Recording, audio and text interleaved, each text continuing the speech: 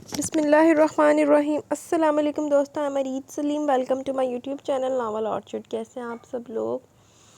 जी तो गाइज़, आज हमने रीड करना है अपने नावल की लास्ट एपिसोड। उससे पहले अगर आपने मेरे चैनल को सब्सक्राइब नहीं किया तो सब्सक्राइब कर लें, साथ में बेल आइकन भी प्रेस कर लें ताकि आने वाली वीडियो आपको मिलती रहे। वीडियो को लाइक शेयर कमेंट करना ना भूलें। चलते हैं किसकी तरफ। अगले दिन इन लोगों को आना था। ज़रीना और खतीजा ने इन्हें छुट्टी करने को कहा। रिदा रुक भी जाती पर हीर ने ज़रूरी क्लास कहकर छुट्टी नहीं करने दी थी। यार वैसे भी इन लोगों ने आना तो है नहीं, हम क्यों अपना कॉलेज मिस करें। ओए होए, हीर के इत्मीनान पर रिदा का दिल लर्जा। वो सारा दिन अपने होंठ चबाती बेचैन ही रही। घर आते ज़रीना ने दोनों को डांटा। वो लोग शाम 4 साढ़े 4 बजे पहुंचने वाले थे और अभी 2:30 बज रहे थे। अब खड़ी मेरा मुंह क्या देख रही हो, इसे ऊपर ले जाओ। फ़ायज़ा पता नहीं कौन सा मास्क बनाए बैठी, लगाओ इसको। ज़रीना के डांटने पर हीर को होश आया, जबकि रिदा का दिल धड़का। क्यों, कौन आ रहा है? हीर ने अपना बैग लापरवाही से सोफे पर फेंका। ज़रीना ने इसे घूरा था। उठाओ इसको यहाँ से। और कौन आ रहा है से क्या मतलब है तुम्हारा? इसको जो हाथ पकड़ कर ले गई थी तुम्हें नहीं पता आज इन लोगों ने आना है अपनी रिदा को देखने? ज़रीना ने इसे घूरा था। हीर ने आंखें फाड़ कर रिदा को देखा। रिदा ने बेसख्ता नजर चुराई। क्या आते बच्चों के पीछे पड़ गई हो ज़रीना, जाओ तुम दोनों ऊपर। खतीजा ने दोनों को इशारा किया। रिदा जोर से ऊपर भागी, जबकि वह हैरान परेशान अपना बैग लिए मरे मरे कदमों से सीढ़ियों की जानिब बढ़ी थी। मेहरान की माँ, भाभी और एक भाई आए थे। मेहरान खुद भी साथ है। इसकी अम्मा बड़ी बीमारी के बायस आने से कासिर थी। राहिम की तारीफ करवाने पर मेहरान ने खुशदिली से मुस्कुराते हुए सलाम किया। हीर ने गर्दन झुकाए मिनमिनाते हुए जवाब देते, दुआ की कि ज़मीन फटे और वो इसमें समा जाए। वो सारा वक्त मुंह बनाए बैठी वक्फे वक्फे से मेहरान को घुरी से नवाजती थी, लेकिन न जाने क्यों हीर को इस पर चाहने के बावजूद गुस्सा नहीं आ रहा था।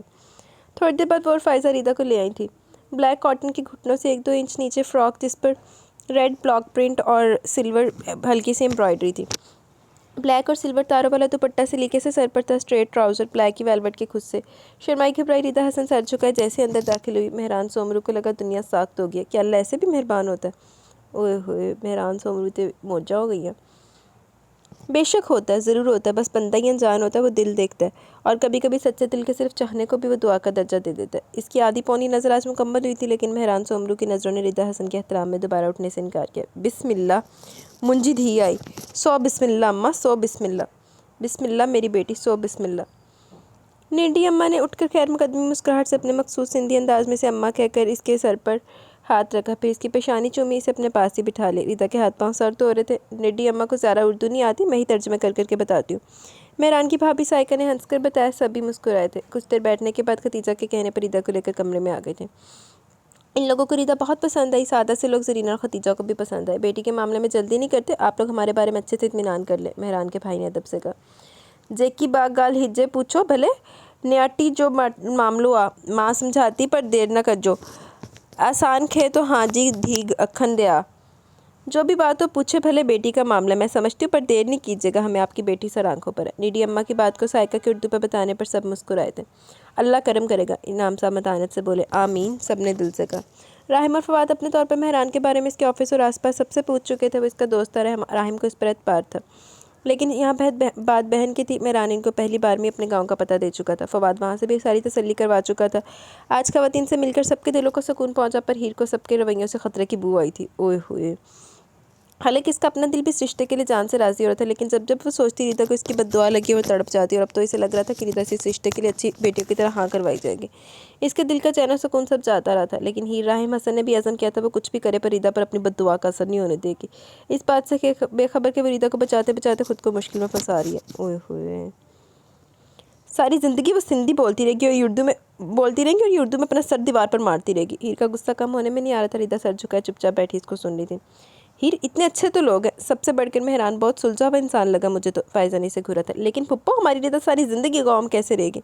और इसकी मूछें, वो रुकी थी। रिदा का दिल किया हीर के मुँह पर टेप लगा दे। अब रिदा को इसकी मूछें मंजूर नहीं है, आप लोग क्यों ज़बरदस्ती करें? वो अपनी बात पर जोर देकर बोली। रिदा, जब भी कमरे में आवाज़ गूंजी थी। हीर जुबान दांतों में थी, वहीं साख्त हुई। इसको दरवाजे की तरफ पूछती।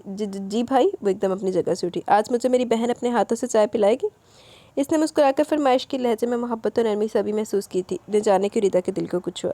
जी भाई, क्यों नहीं? जवाबन वो भी नाम आंखों से मुस्कुराकर कहती आगे बढ़ी। मेरे कमरे में ले आना। वो कहता वो पलटा, वो भी पलटी। बिल्कुल भी नहीं जाना रिदा, ये तुम्हें ट्रैप करने का तरीका है। इसने रिदा को घूरा था। हीर के लहजे में अपने लिए तंज महसूस करता वो दोबारा पलटा। फिर वही बात करके वो फिर से इसे गुस्सा दिला गई थी। हीर, मैं इस बारे में कम से कम तुमसे कुछ नहीं सुनना चाहता। इसके लहजे में सख्ती थी। रिदा हीर के लिए रहम और अक्ल की दुआ मांगी थी। क्यों? मैं बोलूँगी, मैं ये रिश्ता नहीं होने दूँगी। वो राहिम की आंखों में देखती दूबदू बोली थी। फ़ाइज़ा अपनी जगह से उठी। क्या कर लोगी तुम? राहिम ने आगे बढ़कर दृष्टि से इसका बाजू अपनी सख्त गिरफ्त में लिया।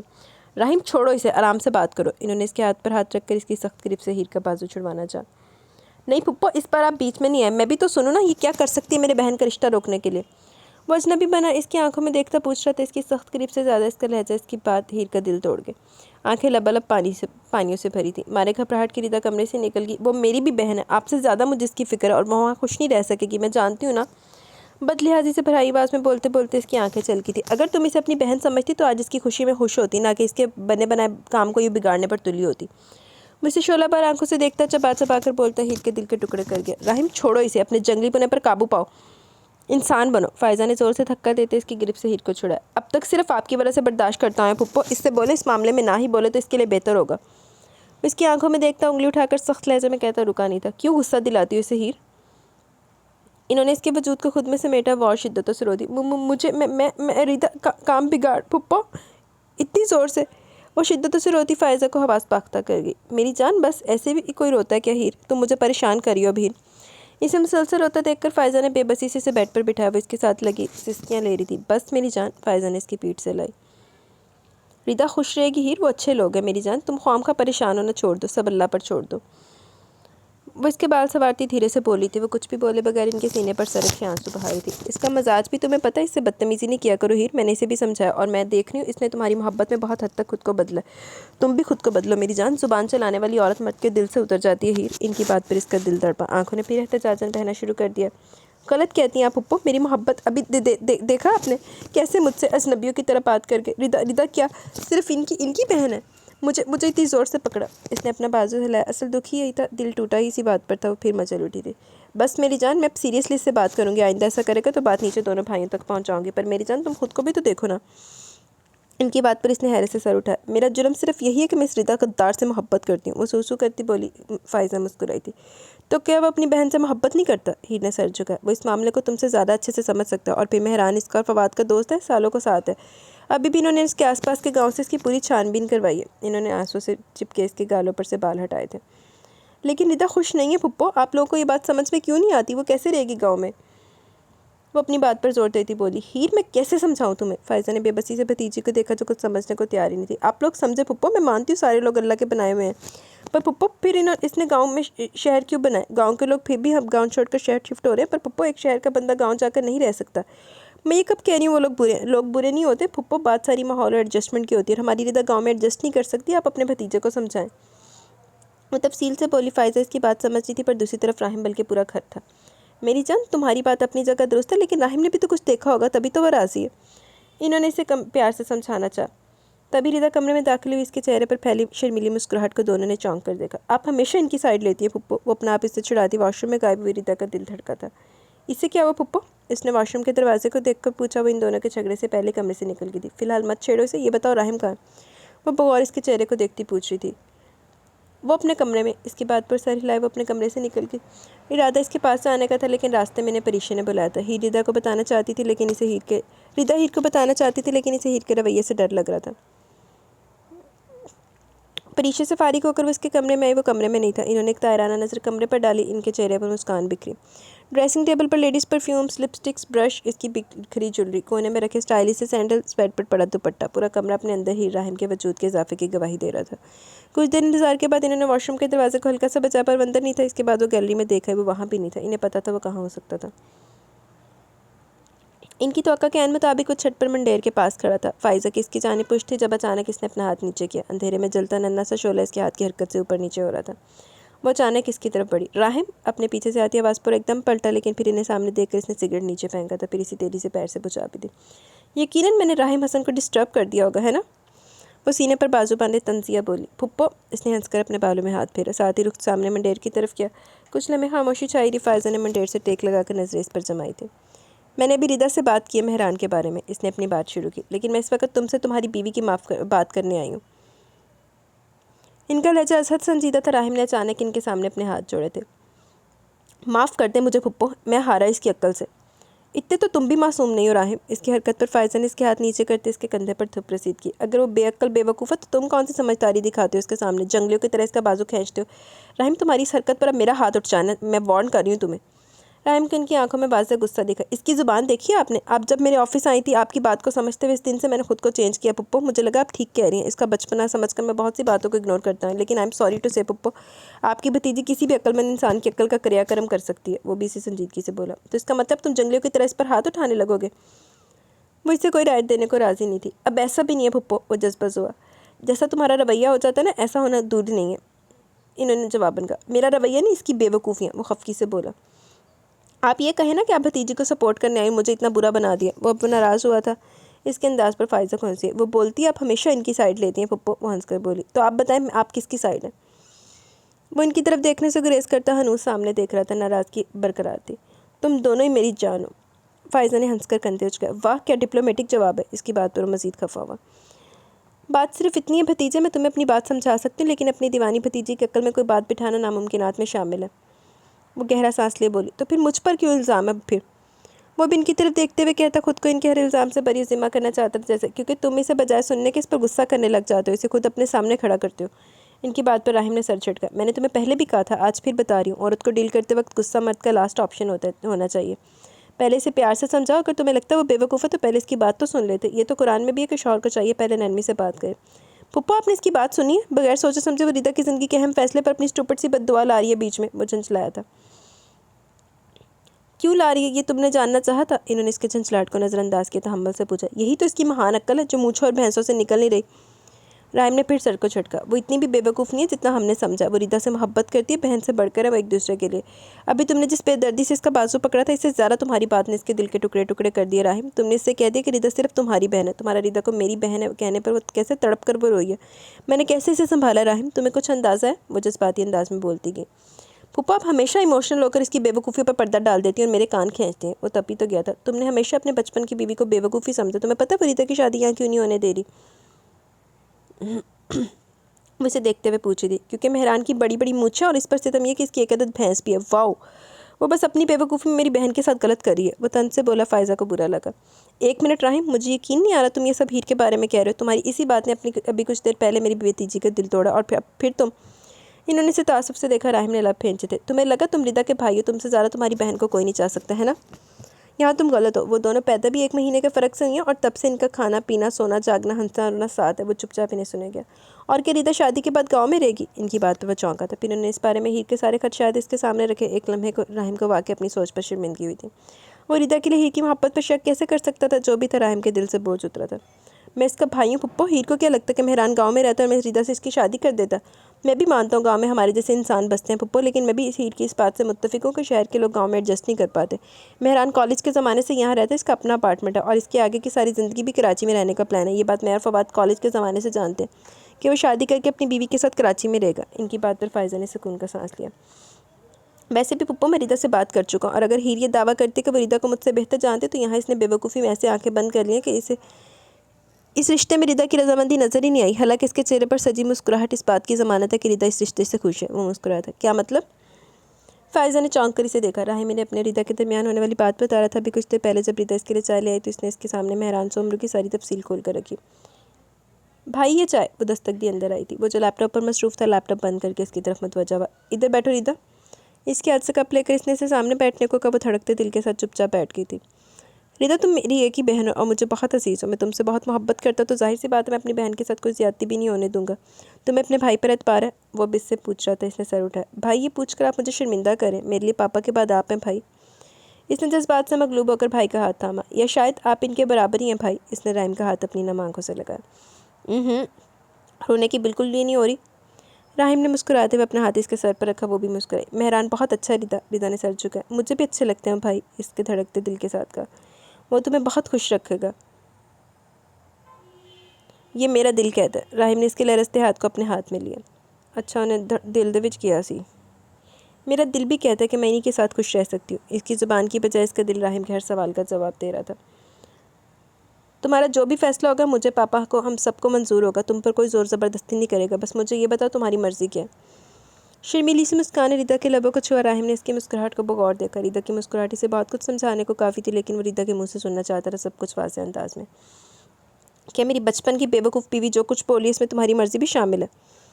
वो इसकी आंखों में देखता अब संजीदगी से पूछ रहा था। रिदा ने थूक निकलते हुए नफ़ी में सर हिलाया। तो फिर वो क्यों अपनी बात पर इतने ज़ोर और ज़िद से डटी हुई है?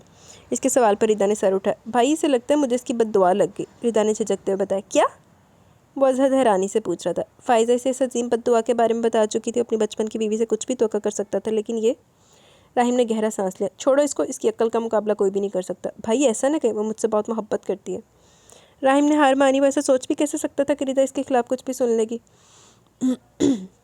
वो जो कुछ करिए मेरी मोहब्बत में करिए। इससे लगता है मैं गांव में नहीं रह पाऊंगी भाई, इसलिए वो इस रिश्ते के खिलाफ जज्बाती हो रही है। रिदा ने एक ही सांस में अपनी प्यारी दोस्त बहन बचपन के साथ ही भाभी की साइड ली। वो हंसा था।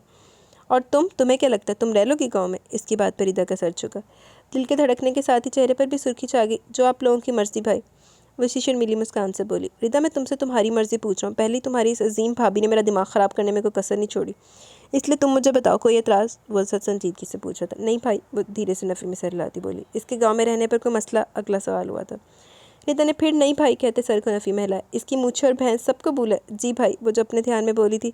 राहिम के कहके पर अपनी बात समझ में आने पर इसने बेसख्त अपने चेहरे पर दोनों हाथ रखे। राहिम ने हंसते हुए से खुद से लगाया। मुझे यकीन है मेहरान तुम्हें हर वो चीज़ देगा जो तुम डिज़र्व करती हो, इज़्ज़त मोहब्बत, क्योंकि सारी चीज़ें इसकी तरबियत में शामिल है। वो इसे अपने कंधे से लगाए आहिस्ता से बोला। भाई एक बात बोलूँ? वो झिझकते हुए बोली। बिला झिझक पूछो। राहिम ने इसे शान से थामे खुद से अलग किया। भाई आप इसे डांटा नहीं करे, अभी भी वो रो रही थी। रिदा की वकालत पर वो ज़ोर से हंसा, लेकिन जब बोला तो लहजा हद संजीदा था। डांटा? तुम्हारी भाभी पिटने वाली है, मुझसे लिख कर रख लो। इसके लहजे में संजीदगी महसूस करते इसने खफकी से भाई को देखा। अल्लाह ना करे भाई, मैं आपसे फिर कभी बात नहीं करूँगी। वो खफकी से बोली। वाह वाह, भाई से ज़्यादा भाभी प्यारी? वो अबरोज काकर पूछ रहा था। वो मेरी भाभी नहीं, मेरी बहन है। वो मान से बोली। वो मुस्कुराया था। अक्ल ठिकाने आने तो अपनी बहन की फ़िलहाल। वो सख्ती से कहता बेड से उठ के। रिदा ने इसके लहजे को समझते अपने लब काटे। उसकी परेशान शक्ल देखता खुद को संभाल गया। तुम परेशान नहीं हो, इसे मैं देख लूँगा, तुम बस अच्छा अच्छा सोचो। राहिम ने इसका गाल थपथपाया। वो छेंपी थी, फिर इसी शर्मीली मुस्कान से इसके कमरे से निकली। वो फ़ायज़ा को सारी बात बता गया। पुप्पो मेरी बचपन की बीवी थोड़ी नहीं, बहुत ही ज़्यादा बेवकूफ़ है। ये शादी नहीं हो सकती वाली विलन बनने की बजाय अगर इसमें ज़रा सी भी अक्ल होती तो मेहरान की मूछ और भैंस की वजह बनाने की बजाय असल बात सामने लाती। वह हंसा था। इसके दिल से अपने बचपन की बीवी के लिए गुस्सा झट से साफ़ हुआ, लेकिन दिल इसे इतनी जल्दी माफ़ करने वाला भी नहीं था। हाँ बस अक्ल तो ख़त्म है ना तुम पर। इन्होंने इसके कान खींचे। उफ़ फुप्पो, इसने झंझलाकर अपना कान छुड़ाया। चलो भतीजे, तुम्हारी बीवी रूठ कर मैके चली गई, शाबाश ले आओ उसको, इशारे से बोली थी। 2-3 दिन वही रहने दे इसे। वो बालों में हाथ फेरता बेनियाज बना। फ़ायज़ा ने इसे घूरा था। ब्याही बेटियाँ ससुराल ही अच्छी लगती हैं। फ़ायज़ा ने इसी की बात लौटाई, पर वहाँ परवाह किसे थी। अब फुप्पो भतीजी को कौन समझाए? वो मदद से बोला, पर फ़ायज़ा के कंधे पर पड़ने वाली थुप से ज़ोर से हंसा। मेरा मतलब है कभी कभी बेटियों को अपने मैके भी जाना चाहिए। वो हाथ ही नहीं आ रहा था राहिम, लेकिन इसने नरमी से इनकी बात काटी। नहीं फुप्पो, रहने दे इसे 2-3 दिन वहीं। इस बार बचपन का शौहर नाराज़ और बहुत सख्त नाराज़ है। कह दीजिएगा अपनी भतीजी को आए नीचे चले। वो बेनियाज़ी और लापरवाही से कहता आगे बढ़ा, लेकिन इन्हें अपने साथ में आते देखकर रुक कर पलटा था। वो वहीं खड़ी इसकी पुष्ट को देख रही थी। राहिम देखो, बात को बढ़ाओ नहीं, तुम तो समझ। इन्होंने लजाजत से बोलना चाहा। फुप्पो इस बार मैंने आपकी कोई बात नहीं समझनी, अब आएँ। वो हरदर्मी से कहता वापस इसकी तरफ आया था, फिर इसका हाथ था हमें नीचे की तरफ बढ़ा। फ़ायज़ा बेबसी से देखती इसके साथ चलती चली गई। राहिम के चेहरे को देखकर अंदाज़ा हुआ इस पर वो अपनी ज़िद से 1 इंच नहीं हटेगा। वो अपने पुराने कमरे में अपनी पुरानी जगह पर लेटी राहिम के रवैये पर गौर करती। जितना सोच रही थी आंसू इतने भर भर आ रहे थे। फ़ायज़ा ने कमरे में दाखिल होते एक नज़र से देखा। इसकी सूजी फीकी आंखें देखकर इन्हें अफसोस सा हुआ। आकर बेड पर बैठी इसने जल्दी से अपनी आंखें साफ़ की थी। तभी रिदा वॉशरूम से बरामद हुई। भाई यहाँ हम छानबीन करवा कर पागल हो रहे हैं, और तो और लोग तो मोहतरमा से ज़्यादा मोहब्बत के दावों में लड़ भी चुके हैं, और इन मोहतरमा के तो दिल का ही नहीं पता किसी को। इन्होंने शायद से रिदा को देखा। हीर ने भी टेढ़ी आंखों से रिदा को देखा। रिदा के चेहरे पर खीरे रंग होठों पर बिखरी दिलकश मुस्कान को फ़ायज़ा ने तो मोहब्बत से देखा, लेकिन हीर राहिम हसन ठिठकी थी। फुप्पो जो भाई की मर्ज़ी। वो शर्म के सारे रिकॉर्ड तोड़ती सर झुकाकर बोली। हीर से मज़ीद बर्दाश्त न हो, एकदम उठकर बैठी। मतलब क्या तुम्हारा? जो भाई की मर्ज़ी। इसने मुँह टेढ़ा करके इसकी नकल उतारी। हीर को रिदा के अंदाज इसका शर्माने ले जाने से खतरे की बू आ रही थी। हीर राहिम हसन, मतलब ये कि रिदा हसन अपने भाई राहिम हसन को हाँ कर चुकी है। फ़ायज़ा ने इसके सर पर बम फोड़ा। ऐसे कैसे वैसे मजबूर कर सकते पप्पो? मैं ऐसा नहीं होने दूंगी। वो समझते क्या खुद को, मैं रिदा की बहन हूँ और तुम ज़ुबान बेच आई थी। तुम मुझसे ज़्यादा जज्बाती होती बेड पर ही खड़ी होगी। रिदा सर झुका चुपचाप सुनती रही। फ़ायज़ा ने गहरा सांस लिया। ऐसे ही मुँह से बैठी रहोगी तो कल को इस मुच्छड़ की भैंस के चरणों में बैठ गई होगी तुम।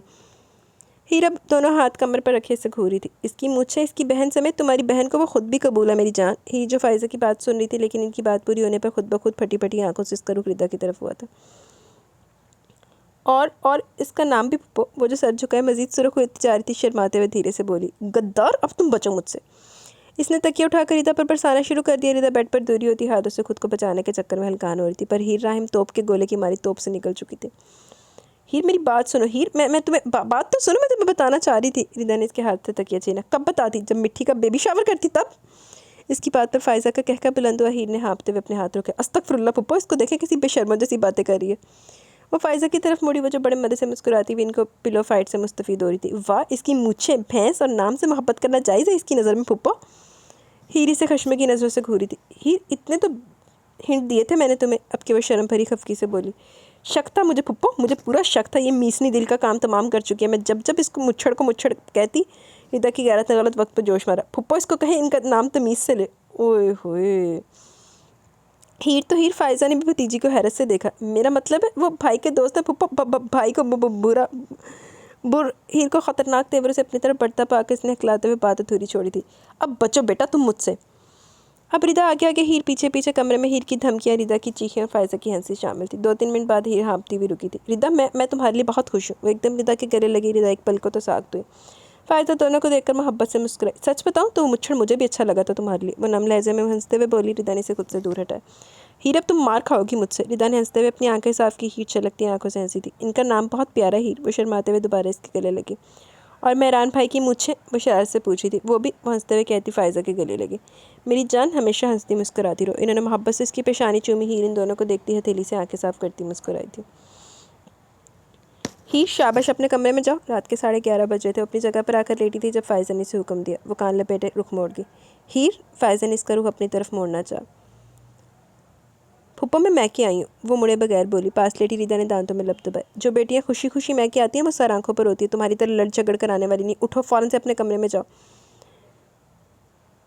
फ़ायज़ा इसके पास बैठी थी। तो पप्पा, मैं नहीं, वो लड़े थे और इन्होंने इतनी ज़ोर से मेरा बाजू। हीर, खामोश हो जाओ बस। काबू पाओ अपनी चलती ज़ुबान पर। बच्ची नहीं हो अब तुम। फ़ायज़ा ने इसे ज़ोर से डपटा। शायद ज़िंदगी में पहली बार वो ठिठकी थी। ठिठकी तो रिदा भी थी। हीर इन्हें देखते हुए सकते की हालत में उठ बैठी। रिदा भी आहिस्ती से उठ बैठी। फुप्पो, इसके होंठों से लफ्ज़ टूट कर निकला। इसकी गलती थी तो इसे भी नहीं छोड़ा मैंने। इसको भी बोल आई हूँ कि आइंदा अगर इसने तुम्हारे साथ ऐसा सलूक किया तो बात डायरेक्ट हसन भाई के पास जाएगी। लिहाज तो उसका भी नहीं करूँगी मैं। लेकिन हीर, तुम खुद को सुधारो इससे पहले कि पिट जाओ तुम इब्राहिम के हाथों। और एक बात याद रखना, मैं नहीं आऊँगी रोज़ रोज़ तुम्हें बचाने।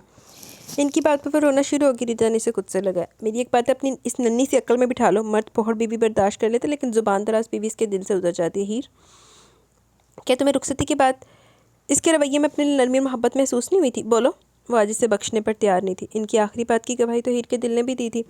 इस 1 महीने में राहिम हसन ने जैसे 20 साल की जमाशुदा मोहब्बत इसकी झोली में डाली थी। इस पर इसकी आंखें शर्मिंदगी से भीगी थी।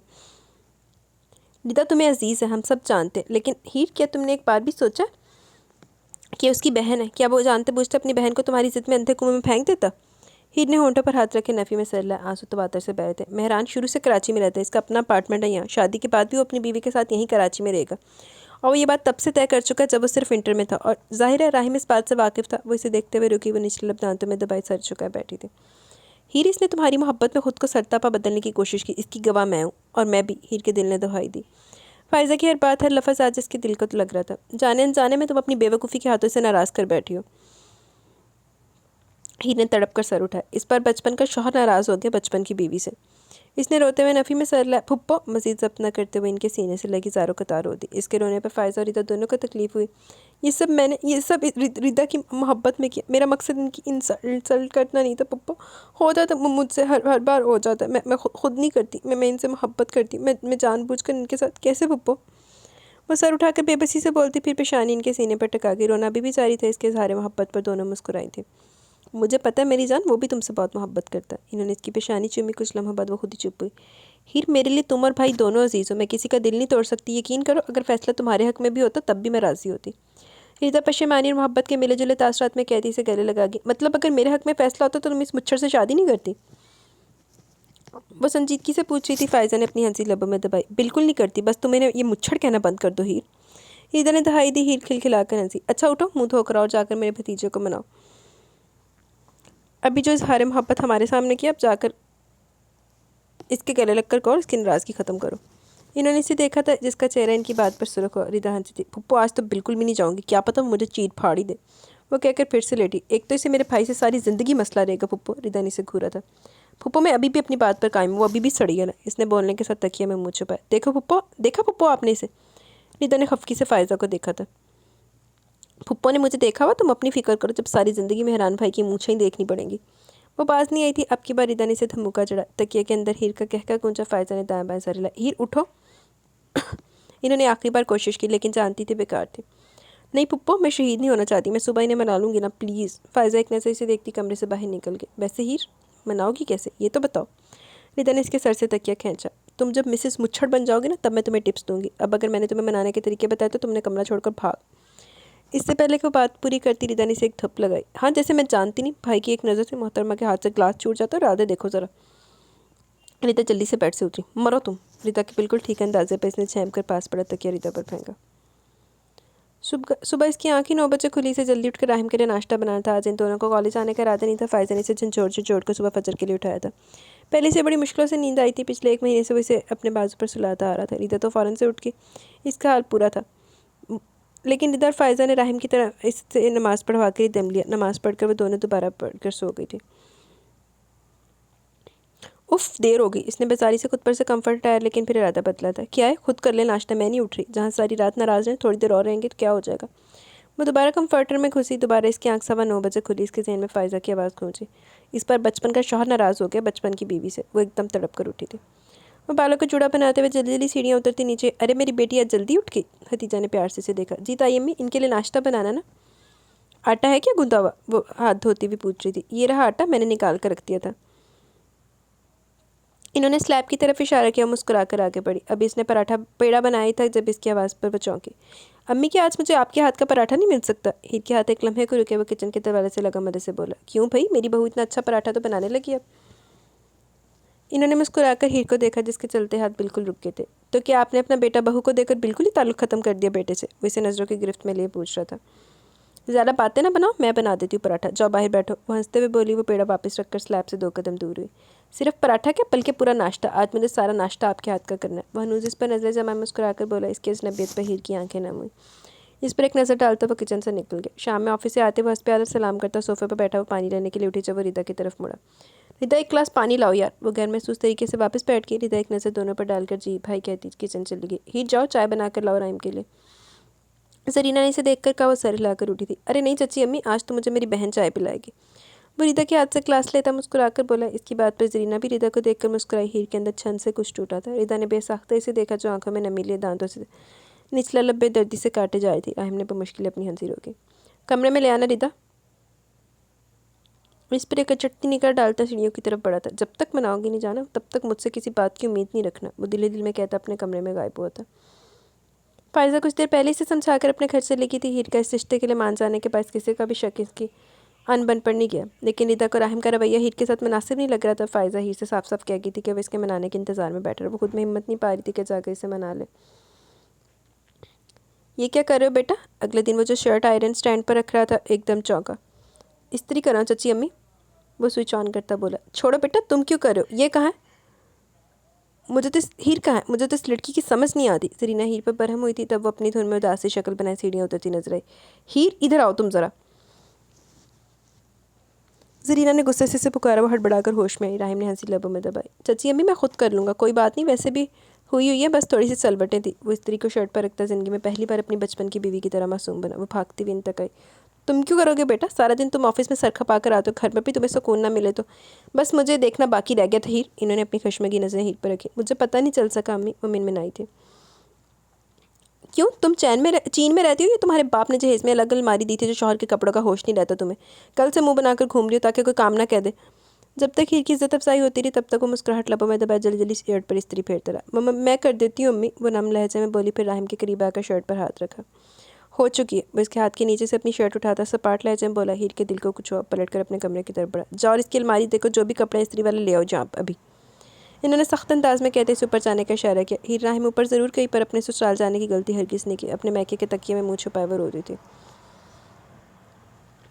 दोनों की जिद में 2 दिन गुजर गए। इनकी तरफ से मेहरान की फैमिली को मस्बत जवाब दे दिए गए। आज वीकेंड था। फ़ायज़ा रुकने आई थी और कब्जे से लेकर बैठी थी। रिदा ने इन दोनों का एक एक रवैया इनके गोश गुजार किया। तो मैं क्या करूँ पुप्पो, सड़ियल तो थे ही, इतने पक्के भी हैं। इस दिन जब यहाँ रहने की बात की थी तो कह रहे थे तुम्हारे बगैर नींद नहीं आती। अब 2 दिन हो गए जनाब को मेरे बगैर, ज़रूर गधे घोड़े बेच कर सोते होंगे। इनकी बात पर फ़ायज़ा को अपने भतीजे पर रहम आया था। 2 दिनों से मेरी तरफ देखा भी नहीं पप्पो। मेरे हाथ का पराठा तो छोड़े, पानी भी नहीं पी रहे। सभी जानते हो मेरे हाथ की चाय के अलावा किसी की भी चाय नहीं पीते। और अब 2 दिनों में इन्हें अपनी बहन से प्यारा कोई नहीं लग रहा। ना मुझसे चाय बनवा रहे, ना शर्ट्स आयरन करवा रहे हैं। और तो और इन 2 दिनों में मैं के बैठी हूँ, इनको कोई परवाह ही नहीं है। वो मेरे साथ ऐसा कैसे कर सकते हैं पप्पो? आखिर को मैं इनकी बचपन की बीवी हूँ। कब के रुके आंसू टप टप करते फ़ायज़ा के सामने बह निकले। राहिम हसन के वो काम जो सारी ज़िंदगी हीर को करते हुए चिढ़ लगती थी, आज इसके ना करवाने पर हीर राहिम हसन रो दी थी। महबूब की ज़रा सी भी न्यासी बेरुखी इतनाई मोहब्बत की थोड़ी सी भी आना बाकी नहीं बचने देती। मोहब्बत के उठे हुए सर को बिलाकर महबूब के कदमों में लापटकती है। रिदा और फ़ायज़ा दोनों ने एक दूसरे को हैरत से देखा, फिर दोनों की हंसी निकली। तो मेरी जान, मैंने तो पहले ही कहा था, मना लो अपने बचपन के शौर को। उसकी थोड़ी पकड़ते मुस्कुरा कर बोली, लेकिन पप्पू कैसे मनाऊं? वो बहुत नाराज़ और साथ ही साथ सड़ियल भी। अब तो राहिम के मजीद बेइतनाई बेरुखी हित से बर्दाश्त करना नामुमकिन था। इसकी बात पर रिदा ने से घूरा। मेरी बात मानोगी? इन्होंने इसकी आंखों में देखा। इसने अपनी हथेली से आंखें साफ करते हुए इस बात में सर हिलाया। लेकिन फ़ायज़ा की बात सुनते ही हीर के सारे जिस्म का खून इसके चेहरे पर सिमटा। फुप्पो, ये मुझसे बिल्कुल नहीं होगा। वो ज़ोर ज़ोर से नफ़ी में सर लाने लगी। भाई तुम्हें देखते ही पागल हो जाएंगे। पीछे से रिदा की शोक सी आवाज़ पर इसने रिदा को घूरना चाहा। सिर्फ पागल? अरे चारों शाने शिट हो जाएगा मेरा भतीजा। फ़ायज़ा ने से आंख मारी। लेकिन पुप्पो, हीर के दिल की हालत अभी से उथल पुथल होने लगी। हीर सोच लो, वरना भाई की इग्नोरेंस बर्दाश्त करो फिर। हीर ने बेबसी से नफ़ी में सर हिलाया। वाह पुप्पो, एक सरप्राइज़ इन्होंने प्लान करके अपनी बचपन की बीवी को हैरान किया था। रिदा ने आंखें घुमाई थी। अब बचपन के शौहर को सरप्राइज़ मिलेगा। फ़ायज़ा ने रिदा की बात को मुकम्मल किया। इनकी बातों से हीर के दिल की हालत मज़ीद बेतरतीब हो रही थी। पुप्पो, मैं इनके सामने इस तरह कैसे जाऊँगी? अपने आप को शीशे में देखती हुई परेशान हुई। राहिम हसन का सोचकर दिल उछल उछल कर सीने की दीवारों से टकरे मार रहा था। ज़रूरी है मेरी जान, अब तो मेरा भतीजा भी सड़ा हुआ मुँह बनाकर घूम रहा, कुछ इसी पर रहम करो। इन्होंने इसके कान में झुमका डाला। वो छेंपी थी। और क्या पुप्पो? मेरे तो तकिए भी 2 दिन से जो गीले हो रहे हैं, तो अभी तक नहीं सूखे। इधर इसका हाथ थामे इसकी कलाई में राहिम का दिया बर्थडे गिफ्ट वाला ब्रेसलेट का लॉक लगाने चुकी थी। बदतमीज़, इसने रिदा की पीठ पर धुप लगाई। The queen of my brothers heart is ready. मेरे भाई के दिल की मलका तैयार है। रीता ने हाथ से पकड़ के इसे खड़ा किया। अपना आप किसी और की नज़र से मुकम्मल तौर पर शीशे में देखकर इसके चेहरे की शदाबी में गुलाबीपन में इजाफा हुआ। लंबी खमदार पल के लर्जी। उफ़ फुप्पो, भाई तो गए। रीता ने इस पर परफ्यूम स्प्रे किया। फुप्पो, अगर ये ऐसी बातें करेगी तो मैं यहीं बैठ जाऊँगी। वो दोबारा बैठने लगी। अरे अरे मेरी जान, इस वक्त आपका कोई नखरा नहीं चलेगा। हाथ पकड़ो इसका। रिदा फ़ायज़ा जिसकी कोई भी बात सुनने के मूड में नहीं थी। रिदा ने इसका नाम हाथ पकड़ा। ठंडा यख हो रहा था। रात के 11 बज रहे थे। वो सिगरेट लबों में दबाए सामने दरख्त पर नजर जमाए हुए था। सोचो का महवर वही दुश्मने चाहती है। वो तो अब तो वो भी झंझलाने लगा था। वो भी इसे मिस करने लगा था। इसे बाजू पर सुलाने की इतनी पुख्ता आदत बन गई थी कि इब्राहिम रात को 2-3 बार चौंक कर उठकर साइड पर हाथ मारता था। अब तो हीर की नाम आंखें से बेचैन किए हुए थी। तभी चूड़ियों की खनक से वो चौंका, फिर बेख्तियार पलटा। राहिम हसन एक लम्हे को सख्त हुआ। यकीनन हीर राहिम हसन पूरी हशर सामानियों समेत इसके सामने खड़ी थी। राहिम को अपनी सांसें रुकती महसूस हुई। ब्लैक प्योर शिफॉन की साड़ी, जिसका गला गहरा नहीं लेकिन बोट होने के सबब कंधे वाज़े हो रहे थे। सारे बालों को समेटकर दाएं कंधे पर रखा गया था, जो कि नीचे से बड़ी खूबसूरती से हल्के से कर्ल किए गए थे। रेड लिपस्टिक से सजे होंठ जिनको दांतों ने सजा दे रखी थी। सहरंगेज आंखों को मस्कारा लगाकर मजीद कातिल बनाया गया था। गले में मुंह दिखाई में दी जाने वाली सिल्वर कलर की बारीक सी चेन और इसमें लटकता हुआ पेंडेंट बाहर दिखला रहा था। बारीक शिफॉन की 2 इंच की स्लीव्स, बाएं बाजू में कुछ कांच की ब्लैक चूड़ियाँ थी, जबकि दाएं हाथ में बर्थडे वाला पहनाया जाने वाला ब्रेसलेट चमक रहा था और पैरों में नाजुक हील की सिल्वर स्टाइलिश सैंडल्स। राहिम को अपनी सांसें रुकती हुई महसूस हुई। 1-2 बार हीर ने नज़रें उठाने की कोशिश की, लेकिन इसे एकटक खुद को देखता पाकर वो नज़रें झुकाने पर मजबूर हुई। हीर का दिल इसके कानों में धड़क रहा था। वह नज़रें झुकाए बाएं हाथ से दाएं कलाई में पहने ब्रेसलेट को छेड़ी थी। एक नाकाम कोशिश थी खुद को इसकी बेबाक नज़रों से छुपाने की। इसने झिझकते हुए 2 कदम आगे बढ़ना चाहा, लेकिन ना पेंसिल हील में चलने का कोई तजर्बा था, ना ही कभी साड़ी पहनी थी। नतीजतन वो लड़खड़ाई। जब अचानक राहिम को होश आया, बेसहाताई हंसी को बड़ी महारत से छुपा के भरपूर नज़र इस पर डालने के बाद वो सिगरेट लबों में दबाए पलटा। उफ़, ये फुप्पो रिदा के काम ही नहीं डाले। वो बड़बड़ाई। अब के वो खुलकर मुस्कुराए। क्यों आई हो? कोई काम था क्या? इसकी बेइतनाई पर हीर ने तड़प कर सर उठाया। आंखें सूरत से भीगी। इसे लाताल्लुक सा पीट के खड़े देखकर इसके दिल में दर्द जागा। मेरी बात तो सुने। वो खुद पर काबू पाती पर मुश्किल बोली, लेकिन वैसे खड़ा था। इसके भीगे लहजे पर राहिम का दिल मचला। एक पल को दिल किया सब जाए भाड़ में और भाग कर इसे अपने वजूद में छुपा ले, लेकिन अचानक इस समय इसका दिल हीर का खुद को मनाने की जिद कर बैठा था कि जवाब दिए बिना इसने सिगरेट नीचे फेंक कर पैरों से बुझे। आप नाराज़ हैं मुझसे? हीर की नज़रें इसके पैरों पर थी। इस वक्त हीर राहिम का दिल इस सड़ियल जंगली हिटलर की पनाहों में रोने का कर रहा था, तो दूसरी तरफ राहिम का दिल ज़िद्दी बच्चे की तरह इसका होशरुबा रूप देखने का मुतमनी हो रहा था, पर वो खुद को संभाले हुए था। दोनों बमुश्किल अपने अपने दिलों को काबू किए हुए थे। क्यों? तुम्हें ऐसा क्यों लगा? मैं अगर नाराज़ होता तो मेरी बीवी एटलीस्ट 2 दिन बाद तो ना आती मुझे मनाने। अजहद सपाट लहजा हीर का दिल डूबा और ये बात राहिम ने बिल्कुल दिल से कही थी।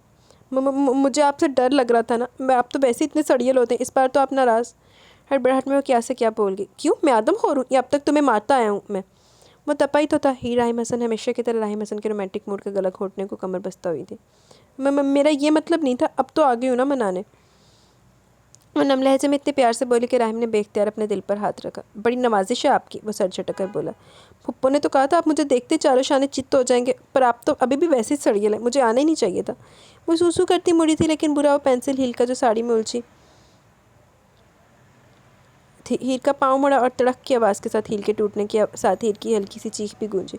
वो जब तक इसकी पहली बात पर गौर किया फायजा के प्लान पर अश अश कर रहा था, इसकी चीख पर एकदम मुड़ा। बगैर एक सेकंड जाए कि उस तक पहुंचा, वो ज़मीन पर गिरी हुई थी। हीर पीली सी तेरी से इसके पास ज़मीन पर अकड़ों बैठा हुआ सर झुका अपना पाँव पकड़े हुए थी। हीर तुम ठीक हो, लगी तो नहीं? वो इसके झुके सर को देखता परेशानी से पूछ रहा था। इसने सर उठाकर एक शिकवा की निगाह सामने बैठे अपने बचपन के शौर पर डाली। आंसू से लबालब भरी आंखें मजीद कातिल लगती राहिम हसन के दिल पर वार कर गई। जब साड़ी पहननी नहीं आती तो पहनी क्यों थी? इसने अपने मखसूस सख्त अंदाज में कहते इसकी साड़ी का ढलका पल्लू वापस छाने पर रखा, फिर इसके हाथ सैंडल से हटाए। दिमाग ख़राब था मेरा जो पप्पो की बातों में आकर आपको मनाने चलिए। अपनी चूड़ियाँ वाली कलाई सामने करती बच्चों की तरह रोते हुए बोली, जहाँ टूटी चूड़ियाँ इसकी कलाई में खुप गई थी। यानी कि सारी गलती अभी भी मेरी। वाह पुप्पो, बेवकूफ़ भतीजी को मुझे मनाने भेजती है तो थोड़ी टिप्स भी दे देती कि रूठे शौहर को कैसे मनाया जाता है। राहिम ने इसकी कलाई से इसका हाथ हटाया, फिर कलाई ऊंची करके करीब से जायज़ा लेने लगा। अपने बेवकूफ़ बोले जाने पर वो तपी थी। साड़ी पहन तो ली थी मैंने आपको मनाने के लिए, और आप क्या चाहते कि आपके आगे पीछे घूमती साड़ी का पल्लू लहला लहला कर चीप सा गाना गाती? वो भी तप कर बोली। राहिम का कहकर बेसाख्त थे। इसकी कलाई थामे में उसको देखकर हंस रहा था। अपनी बात समझ में आते ही ने दिली दिल में खुद को कोस का सर झुकाया था। तुम्हारी इतनी रोमांटिक इमेजिनेशन में अगर बारिश भी हो जाए तो उफ़। राहिम इसके चेहरे के करीब अपना चेहरा लाया, लेकिन होंठों पर हंसी अभी भी बरकरार थी। हीर के सारे जिस्म का खून चेहरे पर सलामी देने आया था। मुझे इतनी चोट लगी और आपको रोमांस सूझ रहा है? और हांसी हुई। इसे कुछ तो बोलना था ना। नहीं, चोट पर नहीं सूझ रहा, सोपो की बात के मुताबिक सूझ रहा। हीर का दिल एक लम्हे को रुका। इसने पलकों को सवाली अंदाज में उठाया। वो बहुत नरमी और एहतियात से इसकी कलाई से टूटी चूड़ियाँ निकाला था। इसकी कलाई पर नन्हे नन्हे खून के कतरे उभरते देख वो संजीदा होगा। पुप्पो की भतीजी वाकई पुप्पो के भतीजे को चारों शाने चित कर चुकी है। गंभीर लहजा हीर की पलकें लरसते हुए झुकी थी। रोने के बायस इसकी लंबी भीगी पलकें आपस में जुड़ सी गई थी, जिन पर एक नज़र डालता हुआ एकदम उठ खड़ा हुआ था। उठो। राहिम ने नरमी से इसका भरा भरा दास बाजू थामा था। इसके हाथ का लमस हीर के रगों पर जामे का लौकी बरकी की तरह दौड़ा था। इतने दिनों से इसका दिल जान रूस सब इसी पुरहिद्दत लमस की तो मुंतज़िर थे। एक हाथ में सैंडल थामे इसने इसके सहारे खड़ा होना चाहा, पर पैर में दर्द की लहर से वो लड़खड़ाई थी। सूरत से अपना हाथ इसकी कमर में डालकर वो नीचे बैठा था। साड़ी पहन ली थी, कर देना था तुमने मुझे चारों शाने चित। काफ़ी नहीं था जो हील पहनकर अपना पाँव तोड़वा दिया? वो इसके दूसरे पाँव पैर से सैंडल उतारा था। राहिम के लहजे में झंझलाहट महसूस करती जवाबन वो भी झंझलाहट से बोली, दिदा ने कहा था आप मुझे देखकर दीवाने हो जाएंगे। इसने गहरा सांस लिया। यानी कि चारों शाने चित करवाना काफ़ी नहीं था, जो मजीद इसे दीवाना भी बनाना था। वह हैरत से आंखें वार करता सोचा था, जबकि वो भी तक झंझलाहट में बोले जा रही थी। और आपको क्या लगता है ये साड़ी, ये पेंसिल हील पहनकर आपके सामने आने का हौसला था क्या मुझ में? ये दोनों पुप्पी भतीजी पता नहीं क्या क्या करवाती है मुझसे। वो झंझलाहट में पता नहीं क्या क्या बोलती कि पर इस पर नज़र पड़ते हुए ज़ुबान दांतों में दबा गई। इशारे से देख रहा था। मेरी बहन और फुप्पो कम से कम तुमसे ज़्यादा अक्लमंद है हीर राहिम हसन। वो इसके हाथ में दूसरा सैंडल थमाता मुस्कुराते हुए इसे गोद में उठा गया। हीर ने दोनों हाथ अपने चेहरे पर रखे। जुतियाँ ले। वो इसे उठाए अपने कमरे की तरफ बढ़ा, लेकिन फिर दरवाजे पर रुका। हीर राहिम हसन, आपको मैके ड्रॉप करूँ या अपने ससुराल चलेंगे आप? वो बज़ाहिर बिल्कुल संजीदगी से पूछ रहा था, लेकिन आंखों से टपकती शरारत बाज़ शरारत से वो छेंपी। मुझे अपने घर जाना। इत्मीनान से बोलते हुए इसने कमरे का दरवाज़ा खोला। इसकी बात पर राहिम हसन के चेहरे पर जानदार मुस्कुराहट खिली थी। वो अपने इसे आराम से बेड पर बिठा चुका था। हीर ने हाथ में थामे सैंडल्स नीचे रखे। इधर दिखाओ। इसके हाथ का जायज़ा लेने लगा। इस पर डिटोल लगानी होगी। वो ज़ख्म का मुआयना करता बोला, कोई नहीं, बिल्कुल भी नहीं, अब इतना भी नहीं लगा जो आप डिटोल लगाएंगे। वो अपनी कलाई छुड़वाती एकदम बफरी थी। तो ज़ख्म कैसे साफ़ होगा? वो घूर कर पूछ रहा था। फिर साइड टेबल से पेन किलर ऑइंटमेंट निकाल कर एक घुटना मोड़कर वापस बेड पर बैठा। पानी से हो जाएगा। वो अपनी कलाई साड़ी के पल्लू में छुपाती बोली। इसकी हरकत पर राहिम ने बेसाख्ता आई मुस्कुराहट को छुपाया। फिर बड़े आराम से हीर का पैर अपने घुटने पर रखता हुआ बिसेट ऑइंटमेंट लगाने लगा। हीर एकटक किसे देखेगी, वो सर झुका अपने काम में मसरूफ़ था। फिर कुछ कहे बगैर वॉशरूम से डिटोल लिया। हीर का ध्यान डिटोल पर नहीं गया। बस खामोशी से देख रही थी। वो इसकी नज़रें खुद पर महसूस कर रहा था। राहिम ने साइड टेबल से रुई निकाली थी। फिर दोबारा इसी जगह पर बैठ के इसने रुई को डिटोल की बोतल पर लगाकर बोतल को टेढ़ा किया। डिटोल रुई में जज़ब हो गया। आप मुझसे नाराज़ हैं? लहजा नम था। मैं तुमसे नाराज़ हो सकता हूँ? राहिम ने नरमी से हीर के पल्लू से इसका बाजू निकाला। शिफॉन का पल्लू फिर फिसला था। इसने इसके पल्लू को जगह पर रखते इसकी कलाई थामी। हीर का दिल भरा है। हाँ, इसीलिए मेरे हाथ का पराठा नहीं खाया, मेरे हाथ से पानी नहीं पिया और इस दिन शर्ट इस्त्री नहीं करने दी, इतनी डांट खिलवाई। वो बोलते बोलते रो दी थी। वो मुस्कुराया था। मैं नाराज़ था तो नाराज़गी दिखा दी, अब नहीं हूँ तो अब प्यार दिखाऊंगा। राहिम ने इसके हाथ पर रुई रखी, वही हुआ जिसका डर था। अम्मी जल रहा है मेरा हाथ, जल जल आपने डिटॉल। वो हाथ अपना हाथ चढ़ाती एकदम चीखी जब राहिम ने अपनी हथेली इसके होंठों पर जमाई थी। बस चुप, खामोश, तुम्हें स्टिचेस नहीं लगा रहा जैसे चीख रही हो बेवकूफ़ लड़की। हीर की आंखों से लाता आंसू इसके हाथ पर गिरे। हीर की आंसू से भरी आंखों पर इसे तकलीफ़ दिखी। राहिम हसन ने जानता था वो डिटॉल की तकलीफ़ हर किस ने। इसके होंठों से हाथ हटाकर राहिम ने नन्ही से खुद में समाया। वो रो दी, बच्चों की तरह रोती। वो जितना इसे चुप करवाता वो इतना रोए जा रही थी। हीर बस कर दो यार। राहिम ने बेबसी से इसके बाल सहलाते। आपको पता है आप सड़ियल हिटलर हलाकू खान तो हैं ही, पर बहुत पक्के भी हैं, झूठे भी हैं। मुझसे कहा तुम्हारे बगैर नींद नहीं आती, 2 दिन बड़े मरे से सो भी लिया, पर मुझे लेने नहीं आए। मैं आपका इंतज़ार करती रही। I hate you, hate you. वो इसकी पीठ पर मुक्के बरसाते बोली। इसकी बात पर वो जो मुस्कुराता आखिरी बात पर हंसता हुआ इसे खुद से हटा गया। अगर ये सपना करता तो आज अपनी बचपन की बीवी के हाथों इतने दिलकश तरीके से चारों शाने चित कैसे होता भला। वो इसके सरापे पर एक भरपूर नजर डालता इसकी थोड़ी थामे पूछ रहा था। हीर के चेहरे का रंग तब्दील हुआ, पलके लरसी थी।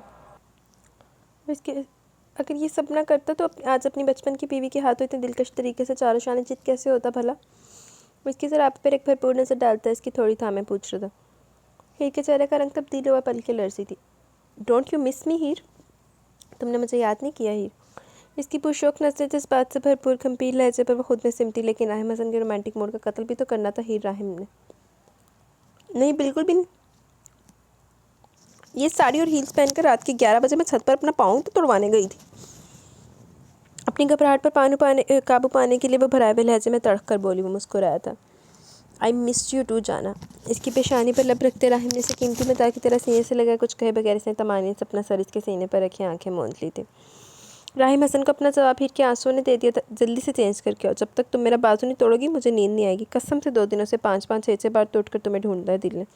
वो खिलखिलाई। राहिम हसन इसके कानों में रस खोल रहा था, अपनी बेताबियाँ बताता ही राहिम हसन अपनी ज़िंदगी में इसकी अहमियत बताते हुए इसकी मोहब्बत को मान बख्श रहा था। अगली सुबह हीर के लिए बहुत खुशगवार थी। नमाज़ पढ़कर वो दोनों ही सो गए। 9:30 बजे इसकी आंख खुली थी। वो इसके पहलू में बिल्कुल गहरी नींद सो रहा था। हीर कोहनी पर सर टका इसके चेहरे को मोहब्बत से तकती हुई इस पर झुकी थी। हीर राहिम हसन ने अपनी मोहब्बत की पहली मोहर इसके गाल पर सबत की थी। राहिम ने थोड़ी सी आंखें खुलकर से देखा। हीर ने सांस रोकी, लेकिन वो कसमसाकर दोबारा सो गया। वो मुस्कुराती हुई बेड से उठी। फ्रेश होकर इसके मोबाइल पर 5 मिनट बाद का अलार्म लगाती वो कमरे से निकल गई। इसके पाँव में अब दर्द नहीं था। कलाई पर राहिम ने सनी प्लास्ट लगा दिया था। वो इसके लिए पराठा बना रही थी। फायजा और ईदन इस पर सवालों की बहुत छाट कर दी, पर वह होठों को सिए अपने काम में मसरूफ़ रहे। पर इसके चेहरे पर सदी खूबसूरत मुस्कान ने रिदा और फायजा के दिलों को इत्मीनान बख्शा था। हीर जल्दी से नाश्ता लो, मुझे बहुत भूख लगी है। जब भी वो किचन में दाखिल हुआ फायजा ने मानी खेली से देखा। क्या हाल है भतीजे, इन्होंने मुस्कुराकर पूछा। इनके लहजे में रची शरारत को इग्नोर किया। फ्रिज से पानी की बोतल और ग्लास लिए बाहर आकर डाइनिंग टेबल पर बैठा था। मैं तो अल्हम्दुलिल्लाह बहुत खुश हूँ पप्पो, पर आपसे कहना था कि ब्याही बेटियाँ ससुराल में अच्छी लगती हैं। वो बोलकर ग्लास लबों से लगा गया। जी बिल्कुल, मेरा भी यही ख्याल है। जब भी अपनी बेटी को ससुराल रवाना किया था ताकि ससुराल वालों के चेहरे का डिज़ाइन भी असली हालत में आए। वो बरजस्ता बोली। वो ग्लास टेबल पर रखता ज़ोर से हंसा। अपनी भतीजी से कहे नाश्ता ले भी आए। अब हीर इनको मुसलसल अपनी तरफ देखता पाकर वो खुद ही इसको आवाज़ें देने लगा।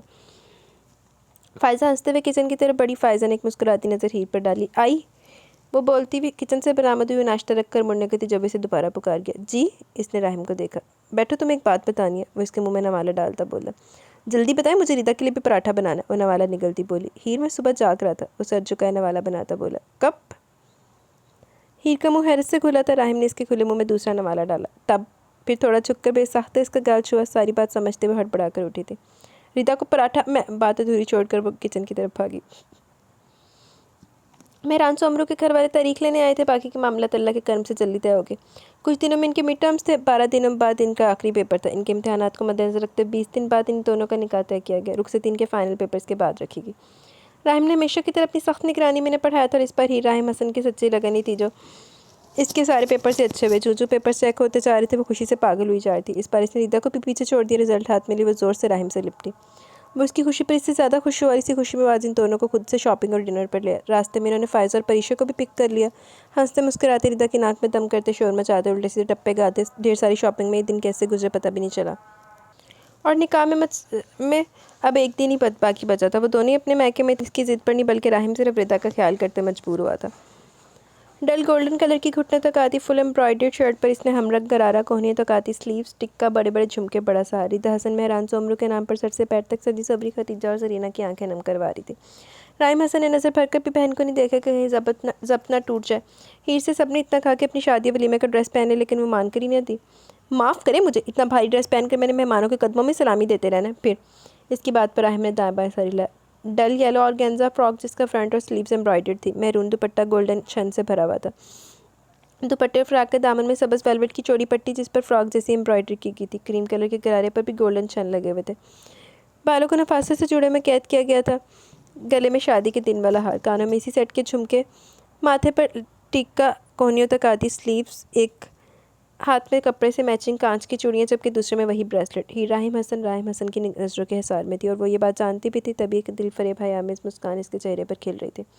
फ़ायज़ा भी आज पर्पल और ग्रीन इम्तिजाज कलर के इम्तिजाज में भतीजों से कम नहीं लग रही थी। उनके बात बताने वाला कोई और नहीं, इनका अपना भतीजा था। ओए होए, दूल्हा आ गया था। रिदा के दिल की धड़कन जो कब से शोर मचा रही थी एकदम रुकी। हीर ने बेखते हुए इसके सर हाथों को अपने हाथों में लिया। लो रिदा, तुम्हारा मुच्छड़ आ गया। ओए होए, हीर ने रिदा के कान में सरगोशी की। हीर, तमीज़ से नाम लो। दुल्हन बनी रिदा ने इसे चुटकी नोची। बोस्की के क्रीम कलर शलवार कमीज, शानों पर अजरक, गले में सुर्ख गुलाबों का हार, चेहरे पर हल्की हल्की शेव। दूल्हा चेहरे पर खूबसूरत मुस्कुराहट सजाए अपनी दो दो माओं भाई भाभियों के साथ अंदर दाखिल हुआ। मुच्छा कितने गई हैं? राहिम और फवाद भी दूल्हे को कंपनी देने के लिए शलवार कमीज में ही थे। सौ बिस्मिल्लाह, माँ कुर्बान, माँ सदकोनिया पंजी दीनू नडी अल्लाह रखे कवार तो डाडी सोनी गोली तई मारो लाई। सौ बिस्मिल्लाह, मैं कुर्बान, मैं सदके जाऊँ अपनी बेटी पर, छोटी अल्लाह रखे। दुल्हन तो बहुत ही प्यारी ढूंढी है मीरू के लिए। वो इसकी बड़ी सास थी, मेहरान की बड्डी अम्मा। इन्होंने मेहरान की माँ से कहते चटाचट हीरा रिदा के गाल चूमे थे। अम्मा रोडे, अम्मा दुपट्टा दो। बड्डी अम्मा ने मेहरान की बड़ी भाभी के हाथ से गोल्डन कढ़ाई वाला बहुत ही खूबसूरत लाल दुपट्टा लेकर रिदा के सर पर डाला। अब दुल्हन मुकम्मल तौर पर घूंघट में थी। निकाह की रस्म के लिए हसन साहब, इनाम साहब और राहिम मौलवी साहब के साथ अंदर आए थे। राहिम ने इसके आगे पेपर रखे थे। रिदा के हाथ में पेन कांपा। राहिम ने इसके सर पर हाथ रखा। साइन करते कमरे में सबसे पहले हीर की सिसकी गूंजी, फिर रिदा भी खुद को नहीं रोक पाई। जरीना और खतीजा ने इसकी पेशानी चूमे। अरे मेरी जान अभी से थोड़ी जा रही है, हसन साहब ने इसे अपने हिसार में लिए हंस कर कहा था। ये गद्दारी है तायाबू, मुझे छोड़कर चली जाएगी। वो भराई हुई आवाज़ में बोली। राहिम एक नज़र इस पर डाल के जल्दी से कमरे में निकला। मैं कैसे रहूँगी तुम्हारे बिना रिदा? मेरे भाई है ना, इनको तंग करती रहना सारी जिंदगी। रिदा से बोला ही नहीं गया। फिर जो दोनों एक दूसरे से लिपट कर रोई तो सबको रुला डाला। फ़ायज़ा को दोनों का मेकअप फिर से करना पड़ गया। रिदा को बाहर लाकर बिठाया गया, लेकिन ये क्या, दूल्हे के चेहरे पर नज़र पड़ते ही राहिम हसन की आंखें फटी थी। ओए होए, की हो गया? रिदा, तो तुम कम अज़ कम मेरी आधी बद्दुआ से तो आज़ाद हो गई हो। नज़रें मेहरान पर जमाए वो बोली, जो अपनी माँ राहिम और फवाद के साथ यहीं आया था। क्यों? रिदा का दिल धड़का। मूछे मिट्टी, अब और क्या बम फोड़ेगी हीर इसके सर पर। अस्सलाम वालेकुम भाभी, वो हैरान परेशान खुद को देखता पाकर मुस्कुराकर बोला। घूंघट के अंदर बैठी रिदा के दिल ने शोर मचाया। वालेकुम अस्सलाम भाई। हीर ने जल्दी से अपना मुंह बंद किया। अब ठीक है ना भाभी? वो मुस्कुराकर पूछता। रिदा के बराबर में बैठा रिदा खुद में सिमटी थी। मेहरान इसका सिमटना महसूस करते हुए दिल फरेबी से मुस्कुराया। हीर ने शर्मिंदगी से इस बात में सर लाया। अब्बा है कवार रखे पा रहा है, अब्बा ये दुल्हन को पहनाओ। बड़ी अम्मा ने इसके हाथ में 2 कंगन दिए। रिदा के हाथ कांपे। हीर ने इसका हाथ मेहरान के हाथ में दिया। इसके हाथों की ठंडक महसूस करता हुआ हंसा। इसकी गिरफ्त में रिदा का हाथ कांप रहा था। चलो दुल्हे मियाँ, तुम्हारे साले से इजाज़त लेकर आई हूँ, लेकिन इसकी अम्मा अब्बा से नहीं, इसलिए जल्दी करना। फ़ायज़ा ने ड्राइंग रूम का दरवाज़ा खोल के मेहरान को अंदर जाने का इशारा किया। मुस्कुराता हुआ अंदर दाखिल हुआ था। लो, एक तो सारे पुट्ठे कम्मा दी जा रहा था ना, फ़ायज़ा लेके आंदी है। फ़ायज़ा ने मुस्कुराते हुए दरवाज़ा बंद किया। आज मंजर बदला था। आज फ़ायज़ा के साथ ही रिदा की हालत का सोचकर मज़े ले रही थी। दरवाजे के बंद होने की आवाज़ पर रिदा का दिल उछल कर हलक में भड़बड़ा कर उठी। मेहरान की इसकी तरफ पुश थी। गोल्डन कलर के गरारे में शाने पर खूबसूरत सा सुर्ख दुपट्टा ओढ़े मेहरान के दिल की धड़कन बेतरतीब कर चुकी थी। अस्सलाम वालेकुम। मेहरान ने सलामती भेजी। अपने पीछे से आती आवाज़ रिदा को बहुत करीब मालूम हुई। मुसलमान को सलाम का जवाब देना फ़र्ज़ होता है। कहने के साथ ही मेहरान ने इसे शानों से थामा। इसका रुख अपनी तरफ मोड़ा। रिदा की नज़रों के साथ सर भी झुका हुआ था, जबकि इसके सुंदर रूप को देखते मेहरान से अपनी नज़रें हटानी मुश्किल हुई। रिदा, मैं आपको देखना चाहता हूँ प्लीज़। वो इसके झुके सर को देखते गंभीर लहजे में बोला। इसकी ज़िंदगी की पहली फरमाइश पर रिदा ने हाथ मसलते धीरे से अपनी पलकें उठाई थी। लेकिन ये क्या? इसकी नज़रों ने मेहरान के चेहरे से हटने से इनकार किया था। क्यों होया? मुच्छा दी कुर्बानी तो नहीं हो गई? ये आपकी मूछें कहाँ गई? वो अपना दुल्लापा भुलाए हैरत से मुँह खोले अपने नए नए ताज़ा बने शौहर को देख रही थी। ओए होए, वाकई मुच्छा दी कुर्बानी होगी। जहाँ इनको जाना था साईं। इसने मुस्कुराकर रिदा का मुंह बंद किया। वो छेंप कर नजरें झुका गई। ये तो सिर्फ कुछ दिनों का शौक था हम सब कजन्स का, फिर मुझे पता चला मेरी होने वाली बीवी को मेरी मूछें कुछ ज़्यादा पसंद नहीं आई, तो इसलिए। वो इसे देखकर मुस्कुराया था। मुझे नहीं, हीर को। मुझे तो आपका नाम, मूछें, मिट्टी सब मंजूर, बेसाख्ता बोलते हुए इसने जुबान दांतों में दी थी। वो कहका लगाकर हंस दिया। वैसे आपका एक ख्वाब अधूरा रह गया, हो सकता है कभी पूरा कर दूँ। मेहरान ने इसका हनाई हाथ थामा। वो जी जान से लर्जी। रिदा को पूछने की हिम्मत नहीं हुई। मेरी मूछों पर झूला झूलने का अरमान, ओए होए। वो इसकी तरफ ज़रा सा झुका। उफ, ये पीनो की बच्ची। वो बुरी तरह शर्मिंदा होती रुख हुई मोड़ के मेहरान का कहका बेसाख्ता था। मेहरान ने पीछे से कंधों से थामा। मुझे समझ नहीं आ रही मैं अपने रब का शुक्र कैसे अदा करूँ। तुम्हें इस दिन मॉल में देखते मेहरान से उम्र पहली नज़र में अपना दिल हार रहा था, लेकिन तुम इसी वक्त खो भी गई। मैं तो मायूस होने को था, लेकिन इस रब का करम देखो। मेहरान ने मोहब्बत से कहते हुए इसका रुख अपनी तरफ किया, जबकि वो सर झुकाए नाम आंखों से सोचे जा रही थी कोई इससे भी इतनी मोहब्बत कर सकता है, वो भी चाहे जाने के काबिल थी। मेहरान ने इसका चेहरा ऊंचा किया। तुम्हें वापस मुझे दिया भी तो कैसे? रिदा मेहरान बनाकर। रिदा की आंखें चलकी थी। दामाद जी बस अब आ जाएं। बाहर से फायजा की आवाज़ है। वहाँ से अगर ये खुशी के आंसू तब भी मैंने देख नहीं सकूँगा। इसने रिदा की आंखें अपने पोरों से साफ की, फिर अपनी जेब से मोबाइल निकाला। किसी ने अपनी मालकन के लिए सलाम भेजा। इसने मोबाइल रिदा के सामने किया। वो खिलखिलाई थी। तस्वीर में खूबसूरत सी भूरी आंखों वाली, खुद भी भूरी सी मिट्टी इसके सामने थी। धूप छाँव का मंजर, भीगी आंखें, होंठों पर हंसी। मेहरान पैदा हुआ। और किसी को सलाम का जवाब भी तो भेजना है ना। इसने रिदा को बाजू के हसार में ले सेल्फी ली। मेहरान भाई वो 2 बार चक्कर लगा गए, बस बाहर आ जाए वरना हम अंदर आ जाएंगे। रिदा की बात, हीर की बात पर रिदा हंसी थी। ये आपकी मुँह दिखाए। वो इसके गाल पर अपनी मोहब्बत की मोहर सबत करता 2 कदम पीछे हटा। रिदा जी जान से झटपटाती अपने गाल पर हाथ रखी। अब इसी पर इत्तफा करें, चलता हूँ, अल्लाह हाफिज़। इस पर एक इस्तेहकाक भरी नज़र डालता वापस पलटा था। Thank you both of you, वो सरखम करता बोला। मेहरान भाई मेरी नंद होश में तो है ना आपको देखकर? हीर शरारत से बोली। खुद ही देख लें। जवाबन वो भी शरारत से कहता आगे बढ़ा। चलें पुप्पो, देखते हैं क्या हाल है आपकी भतीजी के। हीर ड्राइंग रूम में दाखिल हुई। इसे देखकर हीर ने हैरत से फायजा को देखा। वो अभी तक गाल पर हाथ रखे होठों पर मुस्कान से चाहे हवाओं में उड़ रही थी। वापिस आ जाओ भतीजी। फायजा ने इसके गाल पर रखा हाथ थामा। रिदा इन दोनों के सामने देखकर बुरी तरह से छटपटाई। पुप्पो, लगता है यहाँ कार्रवाई हुई है कोई। हीर ने इसके गाल को देखा। ये बेशर्म है ये पुप्पो। रिदा ने फायजा के शाने में सर छुपाया। तुम्हारे बच्चों की शादियाँ मेरे बच्चों के साथ होंगी। वो उंगली उठाकर हक से बोली। अपनी दीवानी भतीजी की बात पर रिदा की चूड़ियाँ उतारती फायजा ने हंसते हुए अपने माथे पर हाथ रखा। पुप्पो इसको बोले थोड़ा लिहाज कर ले। रिदा का चेहरा सुर्ख हुआ। नहीं भाई, मैं पहले बता रही हूँ, तुम्हारे बच्चों पर पहला हक मेरे बच्चों का होगा। मेहरान भाई को भी बता देना। ओए होए। हीर ने रिदा के गले से हार उतारते हुए अपनी धमकी दोहराई। मैं कह रही हूँ तुम तो वैसे भी गद्दार हो। मैं तुमसे अभी से लिखवाऊंगी तुम्हारे बच्चों की शादियाँ मेरे बच्चों के साथ होंगी बस। पप्पू ये शादी के बाद बहुत बेशर्म हो गई। रिदा ने शर्म से सुर्ख चेहरे के साथ इसे घूरना चाहा। बच्चों की शादियाँ बाद में करवाना, पहले बच्चों के अब्बा की बात सुन लो प्लीज़। वो कहकर रुका नहीं था। अब के रिदा और फायजा का कहकर जानदार था। ओए होए। पप्पू आपके भतीजे सरियल तो थे या बेशर्म भी हो गए? वो सुर्ख चेहरे के साथ कमरे से निकली। रिदा ने आंखें फाड़कर फायजा को देखा। ऐसे ही तो मैं अपनी भतीजी को दीवाना नहीं कहती। वो हंसी थी। मेहरान भाई कितने प्यारे लग रहे थे ना। और आपको पता है, ऐसा लग रहा था मेहरान भाई सदियों से अपनी रिदा को चाहते आ रहे हैं। वो बेड पर बैठी अपनी ज्वेलरी उतारते हुए कब से इसका सर खाया जा रही थी। और बेड पर नीमदरा जिसे नज़रों में रखे मुस्कुरा रहा था। आपको मुझसे पहली बार मोहब्बत कब हुई थी? वो टिक्का उतारते हुए इसे देखकर पूछ रही थी। वो हंसा था। जब तुम 1 साल की थी और मैं 8 साल का, और सबने कहा कि ये तुम्हारी छोटी सी दुल्हन है, और मैंने अपनी छोटी सी दुल्हन को गोद में ली, इसके गालों पर ज़ोर ज़ोर से किस किए थे। वो सच में इसके दोनों गालों को चूमता बोला। भाई हटे ना। ही ने झेंपते हुए इसके सीने पर हाथ रखते से खुद से दूर किया। जब मेरी बचपन की बीवी रोते हुए एक हाथ में अपनी गुड़िया और दूसरे हाथ में इसकी टूटी हुई टांग लाई थी, तब जब मैंने अपनी बचपन की बीवी की नाक साफ की, तब मुझे इससे मोहब्बत महसूस हुई है। वो जो होंठों पर मुस्कुराहट से चाहे इसकी बातें सुन रही थी, एकदम चेहरे के तासुरात बदले थे। लेकिन वो इसे देखते हुए बगैर रुके बोले गए। जब वो मेरे दोस्तों की मौजूदगी में मेरी गोद में आकर बैठ जाती थी, तब जब मेरी 6 साल की बचपन की बीवी पड़ोस की आंटी से कह रही थी कि मैं इनकी छोटी सी दुल्हन हूँ, और मैं 13 साल का होने के बावजूद गड़बड़ाया था, तब जब इस भूत के डर से तुम मेरे ही बेड पर मुझे अकेले नहीं सोने देना चाह रही थी, तब जब तुम्हारी बर्थडे की थी तुम मुझसे छिपने की कोशिश में मुझसे छुप रही थी, तब जब तुमने ऑफिस में आकर ऐलान किया कि मैं बॉस की बचपन की बीवी हूँ, तब बारिश वाले दिन जब तुमने मान लिया था कि मुझे मोहब्बत करनी आती है, तब इस रात को जब तुम साड़ी में मुझे दीवाना बनाकर चारों शाने चित करने आई थी, तब और अभी जब तुम हमारे बच्चों के रिश्ते तय करी थी, तब वो झेंपी थी। जब मेरी बचपन की बीवी ने मुझ पर अनजाने में हक जताया, तब मुझे इससे मोहब्बत हुई है। वो एक ही सांस में बोलता चला गया। राहिम के चेहरे पर फैले जज्बात की शिद्दत की सुर्खी इसके हरफ हरफ सच्चे होने की दलील थी। वो नम आंखों से इसे देख रही थी। अब मैं अपने बचपन की बीवी को क्या क्या बताऊँ कि जब वो 1 साल की थी, इस वक्त से इसकी नाक साफ़ करने से लेकर अभी जो इसकी आंखें साफ़ कर रहा हूँ, मुझे इससे बहुत बार मोहब्बत महसूस हुई है। वो इसे अपने हसार में लेता इसकी छलक पड़ने वाली आंखें साफ़ करता बोला। वो इसकी बात पर हंसी। क्योंकि बचपन के शौहर को अपनी बचपन की बीवी से बचपन से मोहब्बत थी, है और रहेगी इंशाल्लाह। राइम ने इसकी पेशानी चूमी। हम हनीमून पर कहाँ जाएंगे? वो इसकी कमीज़ के बटन को छेड़ते हुए सर झुकाए पूछ रही थी। जहाँ कहोगी, राहिम मुस्कुराए। तुर्की इसके बटन खोल बंद कर रही थी। तुर्की? कोई ख़ास वजह? वो पूछ रहा था। बस मुझे तुर्की जाना है, वह धोन से बोली। Okay done. वो मुस्कुराया था, फिर इसके कान के पास झुका था। एक बात सुनो, खैर से बच्चों के रिश्ते तो तय कर दिए तुमने, नाम भी तो सोचो, वरना वो शोर मचाएंगे कि। इससे पहले वो बात पूरी करता ही ने इसके शाने पर हाथ मारते महजूब से अंदाज में इसके शाने में सर छुपाया। बचपन के शौहर ने हंसते हुए बड़ी मोहब्बत से अपने बचपन की बीवी को खुद में समोया था। ख़त्म शुद्ध।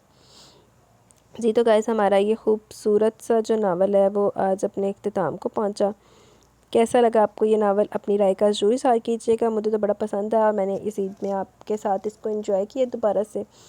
तो वैसे बीच में मैंने पहले भी पढ़ना शुरू कर दिया था दोबारा, लेकिन मुझे फिर बाद में टाइम नहीं लग सका, तो सिर्फ आपके साथ ही जो टाइम लगा उसमें मैंने इसको एंजॉय किया। आपने भी उम्मीद करती हूँ ज़रूर एंजॉय किया होगा। अभी कमेंट सेशन की तरफ चलते हैं, देन वीडियो एंड करेंगे। Mohammad Awais, nice novel, thank you Mohammad Awais. Tayyaba Ashraf, nice novel but too long, thank you Tayyaba. हाँ जी, बस लॉन्ग हो गया। इसके ना बेसिकली तौर पे 3 पार्ट्स थे, राइटर ने 3 पार्ट्स में इसको लिखा था। तो अभी जो मैंने आपके साथ नावल शेयर किया ना, इसमें राइटर ने ना इन तीनों को कंपाइल करके दे दिया था, तो मैंने फिर वो कंपाइल ही रीड कर दिया। मतलब मैंने ये नहीं बोला पार्ट 1 पार्ट 2 पार्ट 3, इस तरह से नहीं किया, मैंने कंपाइल एक ही नावल में दे दिया आपको। इसके 3 सीज़न कह लें वो थे। Thank you Taiba. शैमो बहुत अच्छा है, थैंक यू शैमो। सहर अशरफ, ज़बरदस्त नावल है, thank you Sahar Ashraf. Somi Sid 77, love all characters, loved a lot, thank you very much Somi. Somi Sid loved it, thank you Somi. Lavish salon, ज़बरदस्त, thank you lavish salon. Anjali Pandey, यार इस नावल में जो हीरोइन है मीरा, उसका कैरेक्टर बिल्कुल अच्छा नहीं है। कोई ऐसा भी हो सकता है, बस मिक्स था कैरेक्टर। सरदार दा केड़ा चंगा, सरदार केड़ा बड़ा ही चंगा सी। Thank you Anjali. ज़ैनब अशरफ, एमल को थोड़े टाइम के लिए कहीं चले जाना चाहिए था, एंड को जल्दी में कर दिया राइटर ने, शायद लिख लिख के एंड में ठीक थक गई थी, लेकिन नावल बहुत अच्छा था, एंड थोड़ा और अच्छा हो सकता था। जी सही कहा आपने, thank you very much Zainab. Rose also please read this long novel, तेरी राह गुजर बाय किताब चेहरा। ये एफपी राइटर है, परमिशन अगर मिली तो करेंगे रीड।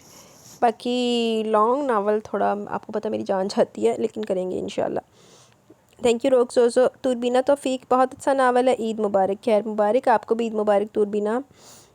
अबरीन काशिफ, ईद मुबारक रीद। सॉरी बहुत बिजी थी इसलिए नावल सुनना और कमेंट किया, बहुत ज़बरदस्त नावल है, लेट नावल सुना। चले कोई बात नहीं, आप वापस आ जाएँ। आपको भी मेरी तरफ से बहुत ईद मुबारक, थैंक यू अमरीन।